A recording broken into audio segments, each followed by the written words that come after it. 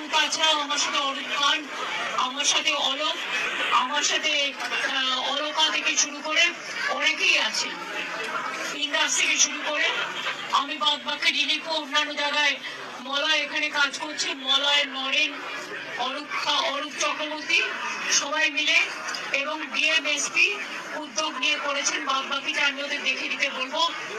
যেখানে রাস্তা খারাপ হয়েছে রাস্তাগুলো আমাদের লিস্ট পাঠাবে। দুই হচ্ছে যেখানে বাড়িগুলো একেবারে ধসে গেছে সেটা উলগন আসনের কাছে পাঠাতে হবে, কারণ আমরা দেখে নেবো 11 লক্ষ বাড়ি যেটা আমরা দেবো ডিসেম্বরে সেই লিস্টের মধ্যে এদের নাম আছে কিনা। যদি না থাকে তাহলে যার বাড়ি মাটির বাড়ি ধসে গেছে সেগুলো আমাদের পাঠাতে হবে, আমরা নতুন করে সেগুলো দেখবো। বাদ বাকি রিলিফ জিয়ার সবই চলবে যতক্ষণ পর্যন্ত তারা স্বাভাবিক জীবনযাত্রায় ফিরে না আসছে।